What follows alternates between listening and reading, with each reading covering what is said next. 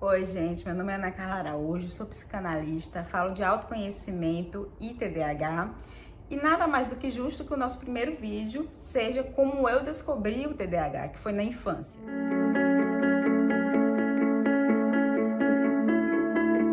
Bom, eu já dava vários alertas, só que como ninguém tinha muita informação, ninguém se atentou a que isso fosse um problema.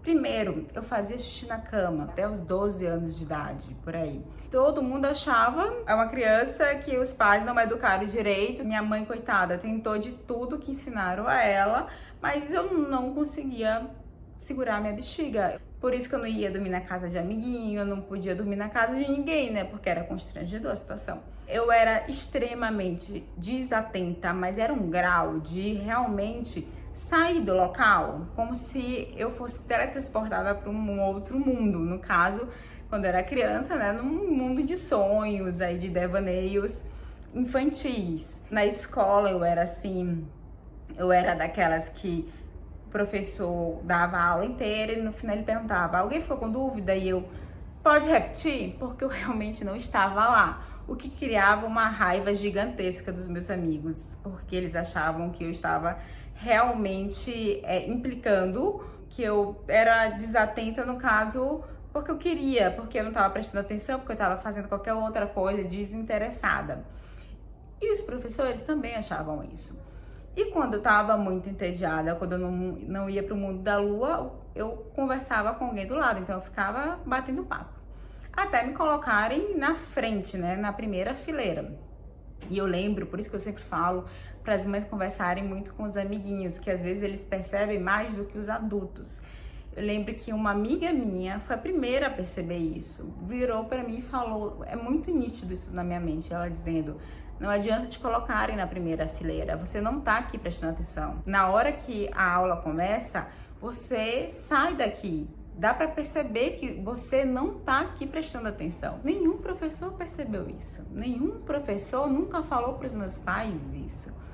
Então, eu tinha acompanhamento, aula de reforço, né, particular. Então, nunca reprovei, sempre fui uma aluna mediana. Mas meu português era muito ruim. Na hora de ler, eu não lia corretamente, porque eu lia tão rápido que eu pulava as palavras. E nisso, eu era como se fosse uma burra. Cansei de ser zoada por amiguinhos como se eu fosse burra porque eu errava no português. E era erros de desatenção. Era muito perceptivo hoje pra mim, quando eu lembro. Nisso, era frustrante, né? Imagina, taxada como burra. Mesmo tirando notas ok, mesmo nunca reprovando. Eu tinha um apelido assim que ficou muito famoso na minha escola, porque eu era lenta. Eu sempre tava com as minhas amigas, tipo, conversando com elas, eu sempre tava perguntando assim: oi? O que você tá falando? O que ela falou? Porque eu realmente, era muito difícil conseguir manter atenção em qualquer coisa. Eu sempre tava assim, no mundo da lua. Então as minhas amigas às vezes se chateavam porque parecia que eu não dava atenção para elas, né? Que eu não estava interessada nelas, e não era isso.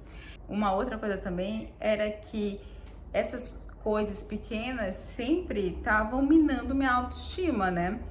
Então eu nunca era líder de alguma coisa, eu nunca me destacava em algum grupinho escolar, porque eu não era conhecida como boa em nada. Então, eu me adaptei a ser sombra das pessoas. Eu não conseguia ser protagonista de nada, porque as pessoas falavam tudo isso de mim.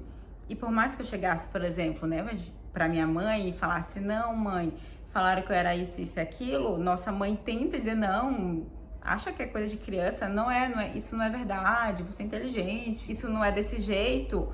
Mas você sabe que algo estranho acontece. Você sabe que você não aprende com a mesma facilidade que a outra pessoa. Você sabe que a sua mente vai para um outro mundo realmente, que você fica divagando. Você sabe que é diferente, mas ninguém sabe te explicar o que é. Então fica entre a sua casa dizendo que não, isso é tudo mentira, tá tudo correto, sendo que você sabe que não tá correto, mesmo que aquilo que eles estejam dizendo para você não é o correto. Mas entre o que sua mãe está dizendo ser completamente incoerente para sua mente, porque dizer que você não tem nada, você que sabe que tem alguma coisa, é completamente incoerente. Você vai fazer o quê? Acreditar no que eles estão falando. Talvez realmente eu seja burra, talvez eu realmente seja lenta, talvez realmente não consiga conduzir algo e ser protagonista de alguma coisa. Então isso abalou muito minha autoestima durante assim uma vida inteira, até a vida adulta, até realmente procurar um tratamento terapêutico mais adequado, porque minha autoestima era muito abalada.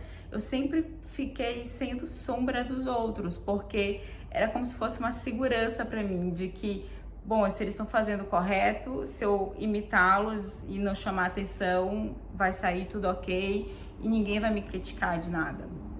Além disso, eu tinha uma família muito conflituosa, então minha desregulação emocional era gigantesca. Eu sempre estava no 8 e 80, então eu era extremamente impulsiva, coisa que eu só percebi na vida adulta, mas eu desafiava muito o meu pai, brigava muito com ele, mas eu brigava em uma proporção muito grande para uma criança. Eu realmente não era normal aquilo ali, e ninguém percebeu isso.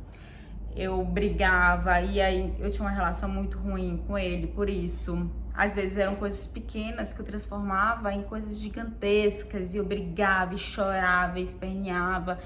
E meus irmãos não eram assim. E eu era desse jeito. Então eu era conhecida como a dramática, como que faz drama por tudo. E eu fazia drama por tudo mesmo.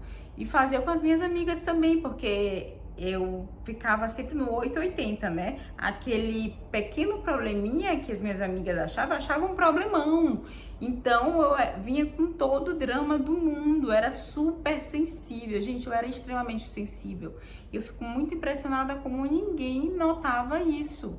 Todas essas questões, tendo essas características, ainda assim ninguém nunca falou nada, como se tivesse problema nenhum. Eu só era uma garota problemática. Eu lembro muito bem disso. E aí eu tenho fortes dores de cabeça ainda, e realmente começou a atrapalhar o meu cotidiano, porque todo dia eu tinha que sair mais cedo da aula e eu já tinha ido em todos os médicos do meu estado, em todos os neurologistas, e ninguém sabia o que acontecia. A minha madrinha em outro estado levou em um neurologista, que ela falou: olha, esse neurologista é conhecido um dos melhores que tem para criança, traz ela aqui e a gente vai ver. Eu fui lá. E aí ele, analisando toda a situação, analisou que eu fazia xixi na cama, né, ainda aos 12 anos, que eu tinha muitas enxaquecas. Ele fez um questionário gigantesco comigo, com minha mãe. Eu lembro muito, muito, muito ele me perguntando, como se fosse ontem: você consegue manter um estojo, o seu estojo da escola? E eu lembrando que não, eu não conseguia, eu realmente não conseguia. Eu nunca tinha notado isso. Eu começava o ano com aquele estojo cheio, dava 2 semanas, eu não tinha mais nada. Eu sempre estava pedindo caneta ou grafite ou alguma coisa para escrever, para pagar para alguém. Sempre, sempre.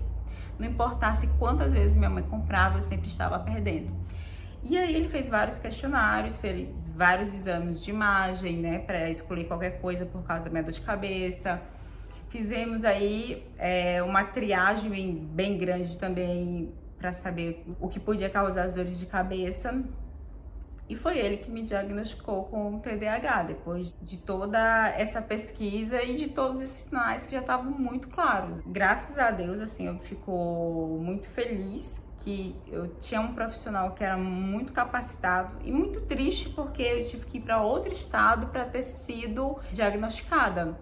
Porque se eu fosse hiperativa, por exemplo, na escola, talvez alguém tivesse percebido e falado: olha, ela talvez tenha algum problema, e teria evitado tantos problemas dentro da minha casa, com meu pai, por exemplo, que eu tinha uma relação muito ruim, porque brigava muito, estourava muito. Da escola, a autoestima poderia ter sido melhor, muitas coisas que poderiam ter sido evitadas, mas infelizmente não tinha profissionais tão capacitados no sentido de ter informações de um TDAH mais desatento, né? Então foi assim que eu descobri e comecei a me tratar para enxaqueca. A gente fez a triagem do que me causava. No caso, eu lembro muito do chocolate, porque eu comia muito chocolate. Eu tinha essa compulsão, talvez, pelos momentos que eu vivia ali, né? Que não eram muito fáceis devido à minha família e devido a todas essas questões de ser mais burra, lenta, enfim. Eu comia muito chocolate e era uma das coisas que me causavam dor de cabeça, entre outras que eu não lembro, mas eu lembro bastante do chocolate. Parei de comer, melhoraram as dores de cabeça, comecei a tomar remédio. E aí tudo foi se acertando com os tratamentos. Parei de fazer xixi na cama. E aí começou a minha saga TDAH, né? Aos 12 anos de idade. Bom, o resto, que ainda tem muita coisa para contar, eu deixo pro próximo vídeo. Até lá!